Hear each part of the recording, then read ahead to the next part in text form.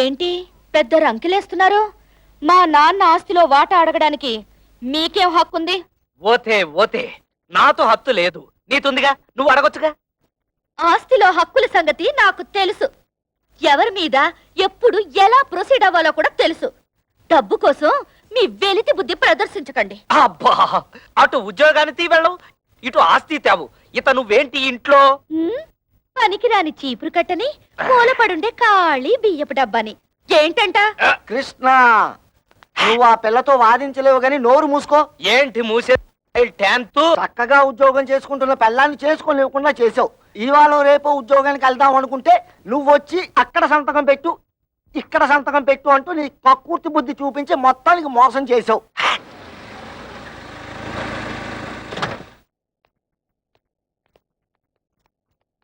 ఎరా వెళ్ళినట్టే వెళ్ళి మామగారింట్లో మకం పెట్టావు. వయసు వచ్చిన పిల్ల ఇంట్లో ఉంది, పైగా దానికి ఒంట్లో బాలేదు. దాని మంచి జడ్డ చూసుకోవాల్సిన బాధ్యత నీకు లేదా? నేను మాత్రం ఎన్నింటికని ఏడవన్నా. మా మామగారు మా మరదలకి పెళ్లి పెట్టుకున్నారు. అన్ని ఏర్పాట్లు నన్ను దగ్గర నుండి చూసుకోమన్నారు. మీ మామగారు పనులు చూసుకోవాల్సిందే కాదన్ను. మీ అమ్మ చావుకొచ్చిన మీ అక్కలు చెల్లి కోపగించుకుని వెళ్ళి దాని దినానికి కూడా రాలేదు. పైగా మనం కూడా వాళ్ళ మంచి చెట్లు చుట్టూ మానేశాం. పెద్దకి 7 నెలల, దానికి సీమంతం చేయాలి, పుట్టికి తీసుకురావాలి. మీ మొగుడు పిల్లలిద్దరూ వెళ్ళి అక్కడ కూర్చుంటే ఇక్కడ ఈ పనులన్నీ ఎవరు చేస్తారా? రేపు మంచి రోజు, ఇద్దరు వెళ్ళి అక్కని తీసుకొద్దాం. ఆ పురుళ్ళు గిరుళ్ళు మనం ఎక్కడ పోయించగలం నాన్న? అసలే అమ్మలేదు. మీ అమ్మ లేకపోయినా మనకు తప్పదు కదరా. మా ఆవిడికి అలాంటి చాకరీలు చేసే అలవాట్లేదు. పురుటికి కావలిస్తే ఖర్చులకు డబ్బులు ఇచ్చేద్దాం, కానీ ఇక్కడ తీసుకురావడం గట్రా పెట్టుకోవద్దు. రేయ్, తోడ పుట్టినవాడు మాట్లాడాల్సిన మాట అనేది. దానికి తొలి కానుపురా, పురిటికి పుట్టింటికి తీసుకురావడమే సాంప్రదాయం. అటువంటి సాంప్రదాయాలు అవి నాకు తెలియదు. మా మరదలి పెళ్లి పూర్తయ్యే వరకు నేను మీ కోడలు అక్కడే ఉండాలి. పదవైపోదాం. రేయ్ ఆగరా, సొంత అక్క పురిటి కంటే నీ మరదల పెళ్లి ఎక్కువైందా నీకు? అక్కా చెల్లెళ్ళ వల్ల ఏం కలిసి వస్తుంది? బూడిదే. మా మామగారి వాళ్ళ ఫ్యాక్టరీ వచ్చింది, 10 మందిలో పరపతి పెరిగింది. మిగతా వాళ్ళు ఎలా పోయినా నాకు అనవసరం.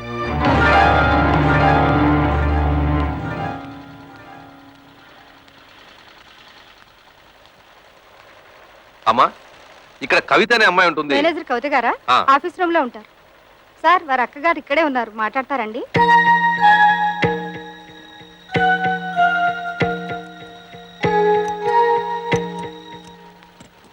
నువ్వు ఇక్కడ పని చేస్తున్నావా? చెయ్యికేం చేయాలి? బ్రతకడానికి ఏదో ఒకటి చేయాలిగా. మేము కష్టపడి పని చేస్తేనే మా మొగుళ్ళు మాకు తిండి పెడతారు. నువ్వు రా, మన పని చూసుకుందాం.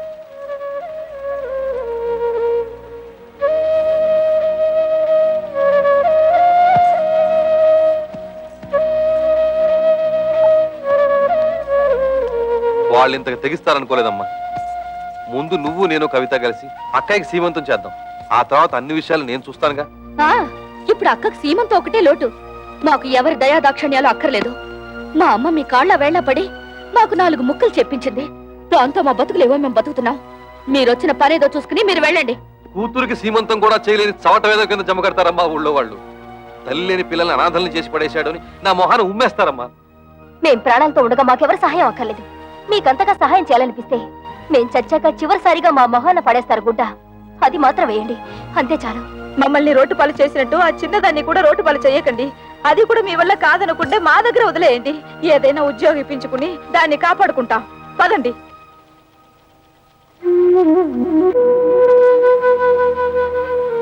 పొద్దున్నే సంతకాలు పెట్టమని పట్టుపట్టాం కదా, కొంపదీసి రైలు పట్టాల మీద తలకాయలు గానీ పెట్టేశారేమోరా. వాళ్ళు రైలు పట్టాల మీద తలకాయ, వాళ్ళు అసలే పోలంటే వీళ్ళు. ఏదో రోజు నీ తలకాయ నా తలకాయ తీసుకెళ్లి రైలు పట్టాల పెట్టేస్తారు. 100 పెట్లు గూడ్స్ బండి ఆరనేసుకుంటూ స్పీడ్ గా వచ్చేసి మన తలకాయ మించి ఎక్కేస్తుంది. 2 తలకాయలు లక్ష్మీ బొమ్మల బడేలు పేలి 2 తలకాయలు పక్కనే ఉండి నవ్వుకుంటాయి.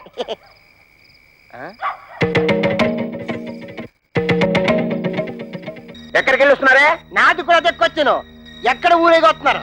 ఉద్యోగానికి వెళ్ళొస్తున్నాం. ఉద్యోగానికి అలా మొహం మీద కూర్చుంటూ సమాధానం చెప్తుంటే చూస్తూ ఊరుకుంటావు. సిగ్గులేదు? నిన్ను చెయ్యి ఎత్తామంటే మళ్ళీ ఎత్తడానికి చెయ్యడు. మాకు తిండి పెట్టడం దండగా నవ్వు కదూ. ఇదిగో ఈ 30 రూపాయలు తీసుకొని మడిచి జోబులో పెట్టుకో. ఏమయ్యా, నీ పిల్ల అంత చీప్ గా పెంట మీద ఏకని చూస్తుంటే చూస్తూ ఊరుకుంటావట. సిగ్గులేదు?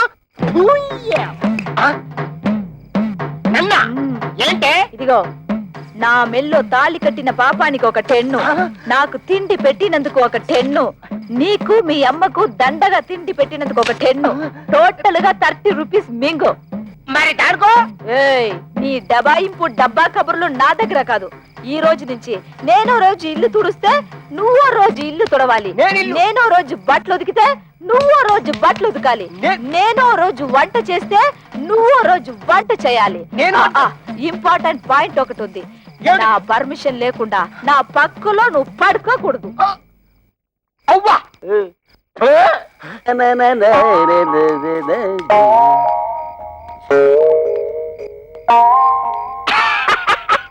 తమ్ముడు మొహం ఏమిటి అలా ఉంది మాడిపోయిన మినపట్లాగా బుద్ధి పోనించుకోలేదు. మాడిపోయిన మినపట్టు కాదు, అరిపోయిన చీపురు కట్టని చెప్పు. ఏ తమ్ముడనే నీ పిల్ల జై కొట్టిందా చీ కొట్టిందా? చీపురు కట్టలో కొట్టిందా? 30 రూపాయలు సంపాదించి మన పిల్లలే మనం ఎరగొట్టారు. తమ్ముడు అనే పిల్లం నెలకి 3000 రూపాయలు సంపాదిస్తుంది. తుక్కు రేపేసాడు.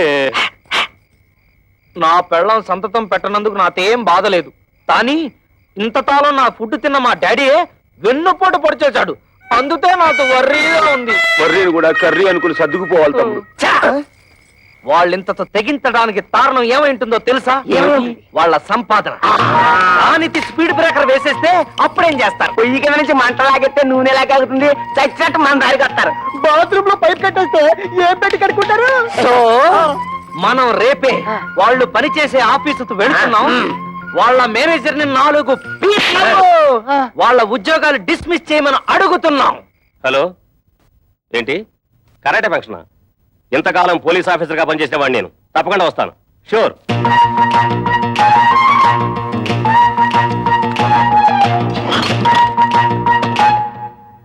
మీరెవరయ్యా కూర్చునే కుర్చీలో కాళ్ళు పెట్టి నిలబడ్డారు? కాళ్ళు తీసి బుద్ధిగా కూర్చోండి ప్లీజ్. చా, ఈ ప్లీజులు ఫీజులు మా దగ్గర కుదరవు. మర్యాదగా మా ముగ్గురు పెళ్ళాలకి ఊస్టింగ్ ఆర్డర్స్ ఇచ్చే. Mister, give respect and take respect. ఏంటి నీతు రెస్పెక్ట్ ఇచ్చేది? కేర్ బాత్స్ మీసం టచ్ చేసి అవతల పారేస్తానంతే. నీ డ్రైనేజ్ పదలగొట్టమంటే మా పిల్లలు కళ్యాణి కస్తూరి కవితల ఉద్యోగాన్ని కత్తిపేరుతో కోసి అవతల పారే లేదా? ఓహో, ఇప్పుడు అర్థమైంది మీరెవరో, మీ హిస్టరీ ఏమిటో. ఏం అర్థమైంది నీతు? నీ హిస్టరీను నా ఆటోబయోగ్రఫీ. అదేం కాదు, మీరు ముగ్గురు వాళ్ళ మొగుళ్ళని. ఎస్, మీ ఇంటి మొగుళ్ళం. ఆ విషయం మా పెళ్ళాలకి ఉద్యోగాలు ఇవ్వడానికి ముందు ఆలోచించుండాల్సింది. అవన్నీ తెలుసుకుంటే ఇవాళ నీ రేషన్ కార్డు చిరిగిపోయేది కాదుగా, నీ పేరు ఓటర్ లిస్ట్ లో చిరిగిపోయే కాదుగా. అందుకని వెంటనే వెళ్ళి మా పెళ్ళాల ఉద్యోగాలు పీతే వెళ్ళా. ఏంటి ఇక చూద్దాం?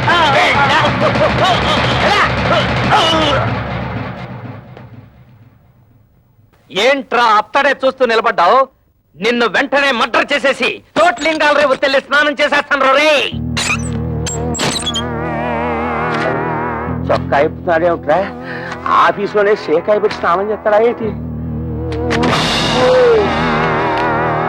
ఆ పాడి ఏంట్రా మున్సిపాలిటీ వాటర్ ట్యాంకర్ లాగా ఎలా పెంచేసావు? ఇదిగో ఒక్కడో ముగ్గురిని కలిపి కొట్టడం రూల్ చెప్తూ. ఏంట్రా ఇంతసేపు మీరు చేసిన ఆగడాలు ఓపికగా భరిస్తుంటే పిచ్చి కుక్కలాగా తెగరెచ్చిపోతున్నారు? పెళ్ళాలకు తిండి పెట్టలేని దద్దమలేని ఉద్యోగాలు ఇస్తే నా మీదే మీరు తిరగబడతారా? మీ తోలు ఒలిచేస్తాను. ఇప్పుడు మీ ఉభయులు అన్ని విషయాలు డీటెయిల్ గా మాట్లాడుకున్నట్టే కదా? ఊరండి. శుభం.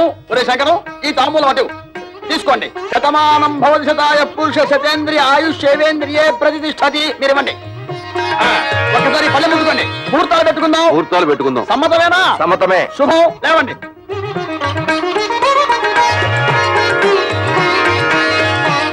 కూర్చోండి. అయ్యా మేము ఉంటాం. నమస్కారం. టాటా బిర్లా అంబానీ.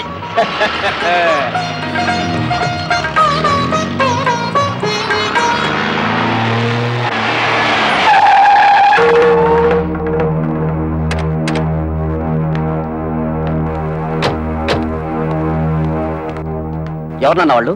కమలకి పెళ్లి కుదిరింది. పెళ్లి వాళ్ళు నిశ్చితార్థం చేసుకుని వెళ్ళారు. ఆగండి. నన్ను అడగకుండా ఇప్పుడు ఎవరు కుదరచమన్నారు? ఏంట్రా నీకు చెప్పి చేసేది? నువ్వు చేస్తున్నావు నాకు చెప్పి చేస్తున్నావా? తోడ పుట్టినాక సీమంతం చేయడానికి టైం లేదు నీకు. నిన్ను నమ్మి ఆ పసిపిల్లని ఎలా వదిలిపెట్టను? అందుకే నా ఊపిరుండగానే దాన్ని పెళ్లి చేయాలని నిశ్చయించుకున్నాను. నీకు నీ మరదల పెళ్లి ముఖ్యం కదా, వెళ్ళి ఆ పనులు చూసుకో. ఒరే గిరి, మీ నాన్న ఏదో కోపంలో ఉన్నాడు గానీ, ఇదిగో వచ్చే నెల 28వ తారీఖే మీ చెల్లెలు పెళ్లి ఫిక్స్ అయింది. మంచి సంబంధం. ఓ 1,00,000 రూపాయల కట్నం కూడా ఇస్తానని మీ నాన్న ఒప్పుకున్నాడు. 1,00,000 రూపాయల? ఆ మాత్రం ఇవ్వాల్సిందే. నువ్వు కూడా ఆయనతో చేరి తాళం వేసావా? అది కాదురా. మీ అమ్మాయికి పెళ్లి చేయాలనుకుంటే చేసుకోండి, నాకే అభ్యంతరం లేదు. కానీ 1,00,000 రూపాయల కట్నం ఇస్తాను ఎందుకు ఒప్పుకున్నారు? అక్కడికి ఇచ్చినట్టు 30,000 ఇవ్వండి చాలు. తక్కువ కట్నం ఇచ్చి సరైన సంబంధాలు చేయకుండా పిల్లల్ని అవస్థలకు గురి చేశారు. ఇప్పుడు దీన్ని కూడా అలా చేయమంటావా? కనీసం ఇదేనా సుఖపడుతుందని ₹1,00,000 కట్టానికి ఒప్పుకున్నాను. నీ పాటి నువ్వు ఒప్పుకుంటే సరిపోయిందా? 30,000కు మించి ఒక్క పైసా కూడా ఇవ్వను. రాయ్, నువ్వెవడరా ఇవ్వడానికి? నేను కష్టపడి సంపాదించిన ఆస్తి ఉంది, అది అమ్మి దాన్ని పెళ్లి చేస్తాను. చేస్తావు ఎందుకు చెయ్యవు? ఏ రోజైతే నేను నీ కొడుకుగా పుట్టానో ఆ రోజే ఈ ఆస్తి అంతా నాదైంది.